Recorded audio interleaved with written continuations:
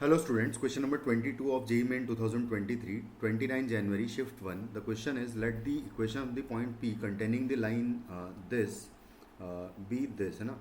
इस लाइन को कंटेन करने वाले प्लेन की इक्वेशन हमें ऑलरेडी गिवन है कि ये है. And the distance of the point plane P from the point this B C, है ना. कुछ सी डिस्टेंस दे रखी है, तो आपको A square plus B square plus C square की वैल्यू बतानी है. तो स्टार्ट करें अगर ये लाइन कंप्लीटली इस प्लेन में लाई कर रही है, तो यानी कि इस लाइन पर जो भी पॉइंट आ रहा है वो एक्चुअली इस प्लेन पर भी लाई करेगा, तो इस प्लेन की इक्वेशन को सेटिस्फाई करेगा. सबसे पहले हम क्या करते हैं, इस इक्वेशन को प्रॉपरली अगर लिखें तो ये हो जाएगा x plus 10/1 is equal to होगा y माइनस 8 और डिवाइडेड बाय माइनस 2 करूँगा और equal to z minus 0 divided by 1, है ना. कुछ इस तरीके से ये इक्वेशन हमें लाइन का मिलेगा. अब इस लाइन पर पॉइंट आ रहा है -10,8,0.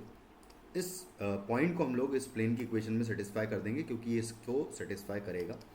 तो -10a प्लस 8b और प्लस 0 आ जाएगा, इक्वल टू हो जाएगा 2 टाइम्स a प्लस बी. तो यहाँ से हमें a और b में फर्स्ट इक्वेशन मिलेगी जो कि होगी a minus 2b plus 3. Sorry, यहाँ से तो देखो एक्चुअली b से कैंसिल आउट कर देंगे हम लोग. तो फर्स्ट इक्वेशन के लिए b इंटू 8 होगा, okay, and plus 3 into 0 equal to 2 times a plus b होगा. हाँ, तो यहाँ पर कांस्टेंट टर्म एक्चुअली नहीं है, तो कांस्टेंट टर्म नहीं आएगा. तो यहाँ से सिंपली अगर इक्वेशन देखें तो b is equal to 2a जो है आपको एक इक्वेशन मिल जाएगी. ये b और a में आपकी फर्स्ट इक्वेशन होगी, है ना.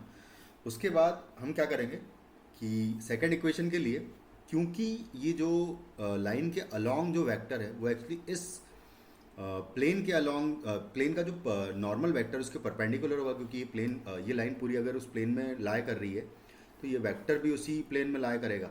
तो इस प्लेन के नॉर्मल के साथ में 90 डिग्री पर होगा वो. तो यानी कि इन दोनों का डॉट प्रोडक्ट कर लेते हैं. तो a इंटू 1, फिर आएगा -2 इंटू बी और फिर आएगा +1 इंटू 3 इज इक्वल टू हो जाएगा 0. तो a minus 2b plus 3 equal to हो जाएगा 0. इन दोनों इक्वेशन को सॉल्व कर लें अगर, तो b की वैल्यू में 2a पुट कर दो अगर, तो a माइनस एक्चुअली 4a हो जाएगा प्लस 3 इज इक्वल टू 0. तो यहाँ से a की वैल्यू हमें मिल जाएगी 1, है ना. a की वैल्यू 1 हो जाएगी और b की वैल्यू उसके करस्पॉन्डिंग फिर 2 आ जाएगी. तो a और b हमारे पास आ गए हैं. अब a और b आ गए हैं तो उसके लिए c की वैल्यू निकालनी है. अच्छा, इसका मतलब प्लेन की इक्वेशन आ गई है, तो प्लेन की इक्वेशन हो जाएगी अगर a और b की वैल्यूज पुट करें तो x plus 2y plus 3z और ये हो जाएगा 1 प्लस 2 3 3 इंटू 2 हो जाएगा 6. तो -6 इज इक्वल टू 0 हो जाएगी आपकी प्लेन की इक्वेशन. अब c जो है डिस्टेंस है, तो इसको हम लोग निकाल लेते हैं 127 और 7 पॉइंट से इस प्लेन की डिस्टेंस. तो यानी कि 1 plus 2 into 27 plus 3 into 7 minus 6 whole divided by आ जाएगा under root of a square plus b square plus c square, यानी कि 1 square plus 2 square plus 3 square का मॉड हो जाएगा ये. तो कुछ इस तरीके से हमें c की वैल्यू मिल जाएगी फाइनली. तो जो c की वैल्यू आएगी यहाँ से आप जब कैलकुलेट करोगे तो 70 अपॉन रूट 14 हो जाएगा ये, और 70 upon root 14 will be 5 root 14. बस अब सबका स्क्वायर करके ऐड करना है a b और c का.